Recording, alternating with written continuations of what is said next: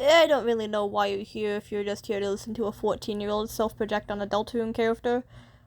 But if you are here because of that exact reason, hello, hi, I'm doing just that. And that exact said character you're gonna see me self-projecting on is, BERDLY from Deltarune. Yeah, FYI, I haven't played Chapter 3 or 4 yet. I have watched clips of them. I know who Antenna is. I know Spamton G. Spamton and Tenna have some type of weird divorce relationship thing. I don't really know. I know the Roaring Knight. I know Chris is like working with the Roaring Knight. I know about the theories about all that. I know that. I just haven't played them myself. And now you're listening to a 14-year-old talk about why BERDLY is aroace, which is totally not self-projecting in the slightest. Yet another FYI, no, I do not believe that BERDLY is canonically aroace. I do not believe that he is canonically aromantic and asexual. I will repeat that again if you need to hear it. I don't think it's canon. This is purely just headcanons, and as I said before, definitely not self-projecting at all. Now that that's out of the way, I will explain to why I believe that BERDLY is at least somewhat implied of being aroace. Now, I'm gonna start off with this, segment being me being aroace and me relating to BERDLY in some ways. Such as in Chapter 2, when BERDLY is venting about him not being the smartest student and him getting all his smarts off of Noelle, Susie says that she doesn't care if BERDLY isn't as smart as he says he is.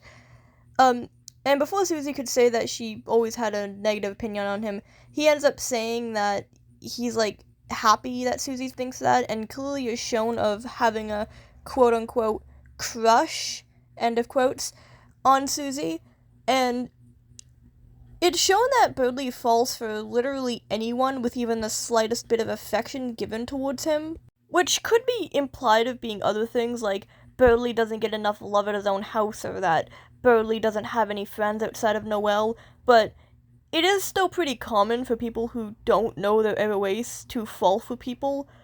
Sometimes it is pretty common for them to believe it, such as myself. I used to believe I liked pretty much everyone because I didn't know what relationships, what actually liking someone felt like, and so I believed I liked literally anyone, people who were even nice to me, and all that. And I relate to BERDLY in that way. I used to believe when I was younger that anyone who was nice to me, I liked, which I believe BERDLY also is doing. I believe BERDLY doesn't know he doesn't actually like these people. He just finds that these people are the people who give him the most, attention, which he is, of course, not used to getting. BERDLY isn't used to getting this much attention, at all, so when someone shows even remote kindness to him, he believes he likes that person when he doesn't actually like them, which, shall point out, is totally not self-projection here. Other things I also like to note is the Snowgrave route. I know it's less of a important factor, but when you freeze BERDLY in the Snowgrave route, I mean, before you do that, BERDLY, takes a lot more things seriously. We've seen that BERDLY has this very weird persona he likes to put on of him being overly confident and narcissistic and cocky and all that. We see this, mask he puts on, but it does, falter when he assumes that Chris is actually harming Noelle in the Snowgrave route, which does show that he does care about Noelle as a friend, and, he does actually care. Kind of annoyed by people who don't do that, who don't, think he cares at all, and just thinks he's, this entire narcissistic, cocky character with no other defining personality traits. He's often characterized by, some of the fandom. Some of the fandom characterizes him into this very weird bubble of saying that BERDLY is, this very narcissistic, cocky asshole which, that's the only thing about him. He's narcissistic and cocky with no other defining personality.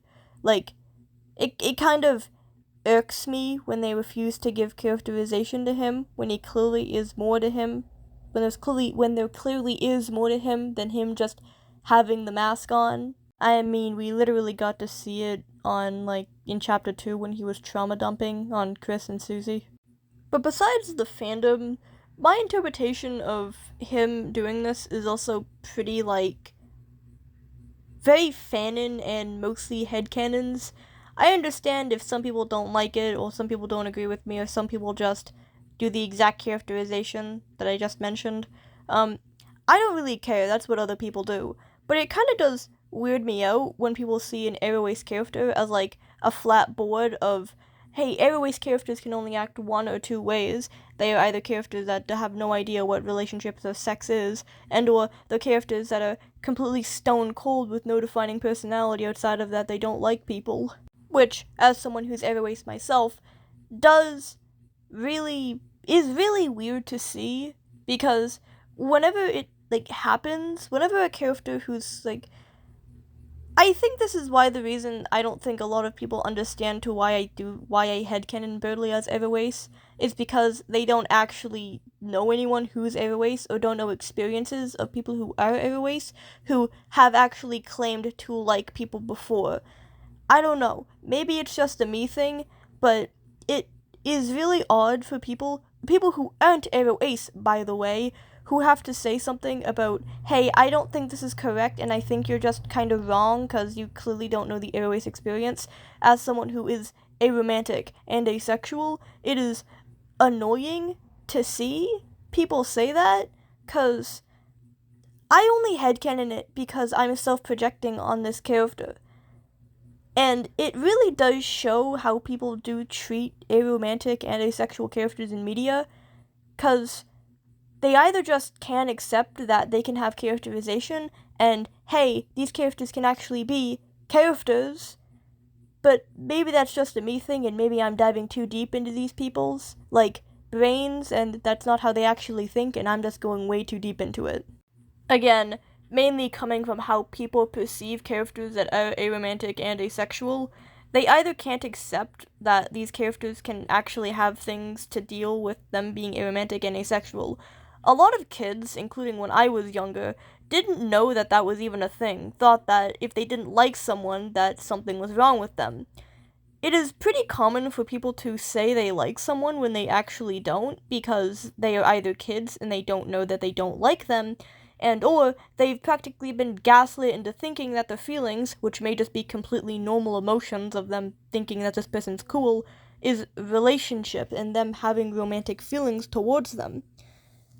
I know that's, like, a bit too deep of a Deltarune character, but I just like BERDLY too much to say that I don't think these people are being at least slightly weird when it comes to headcanons of aroace characters that aren't explicitly stated to be aroace.